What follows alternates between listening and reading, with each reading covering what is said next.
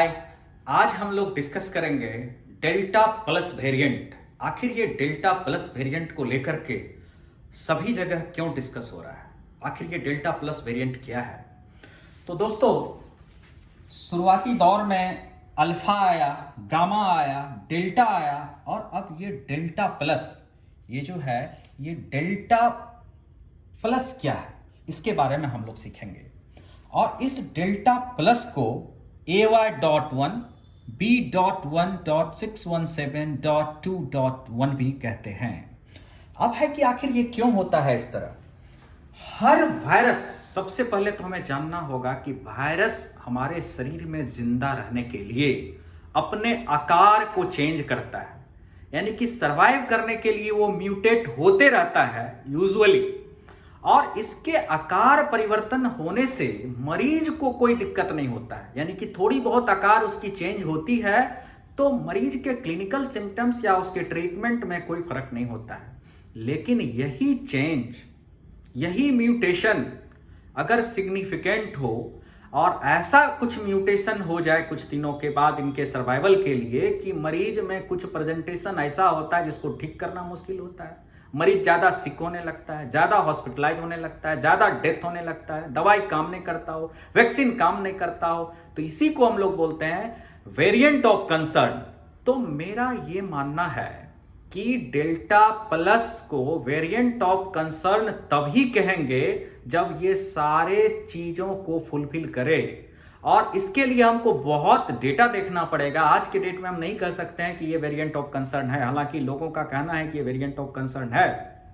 अगर ये variant of concern है तो हमें ये सारी बात को ये फुलफिल मोटा मोटी करेगा, यानी कि वैक्सीन पे भी ये लात मार देगा, यानी कि वैक्सीन को चकमा दे सकता है, लंग्स में चिपक जाता है और एंटीबॉडी, मोनोक्लोनल एंटीबॉडी जैसे चीज भी काम नहीं करता है और ट्रांसमिशन इसकी काफी तेज हो जाती है।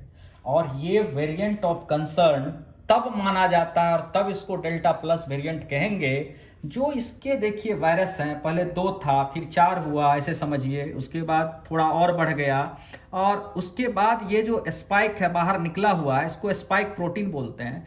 तो इसी स्पाइक प्रोटीन का म्यूटेशन हुआ और इस म्यूटेशन को साइंटिफिक टर्म में जानिए कि K417N, K417N का म्यूटेशन हुआ तो हम डेल्टा प्लस वेरिएंट बोलते हैं। और अगर ऐसा है तो ये सारे फीचर्स मिलेंगे अगर हम और पेशेंट को ऑब्जर्व करेंगे और उसकी जांच पड़ताल करेंगे।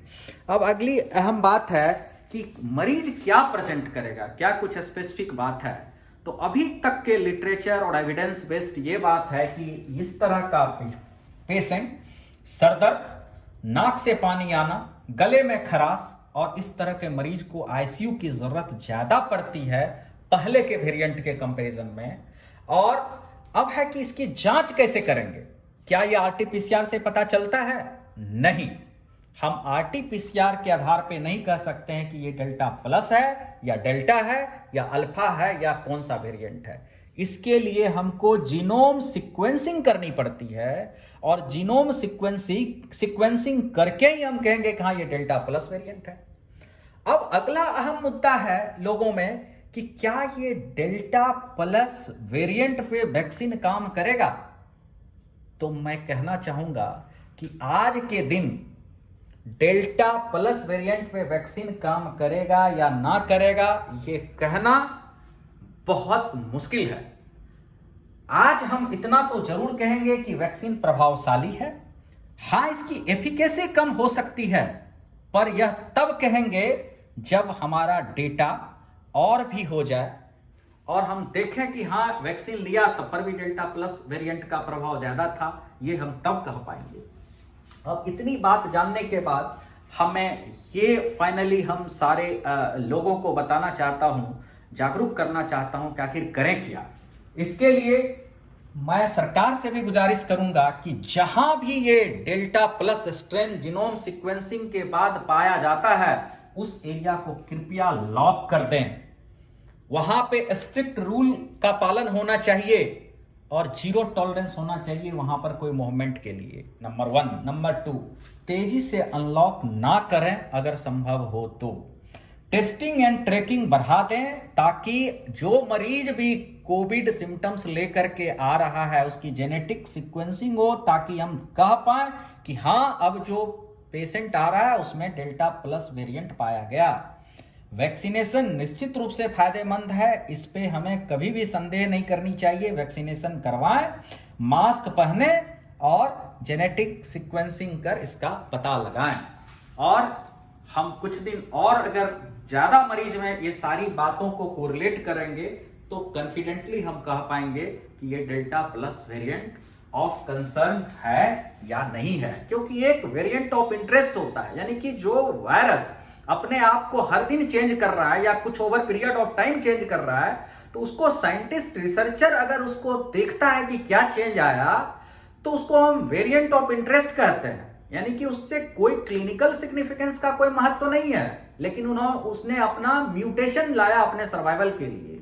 लेकिन अगर वेरिएंट ऑफ कंसर्न है तो ये सारे बातों को फुलफिल करता है, यानी कि डेल्टा प्लस वेरिएंट अगर है तो ये बहुत तेजी से फैलेगा, ये लंग्स में चिपक जाएगा और इसके संक्रमण के बाद मरीज ज्यादा सिक होएगा, ज्यादा डेथ होने की भी संभावना है।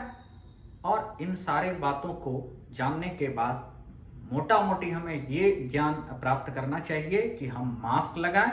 ये निश्चित रूप से चाहे वो डेल्टा हो चाहे वो जो कोई भी वेरिएंट हो, मास्क अगर हम पहनते हैं तो ये वायरस पे हम काबू पा लेंगे और ये वायरस हमारा कुछ भी नहीं बिगाड़ पाएगा। धन्यवाद।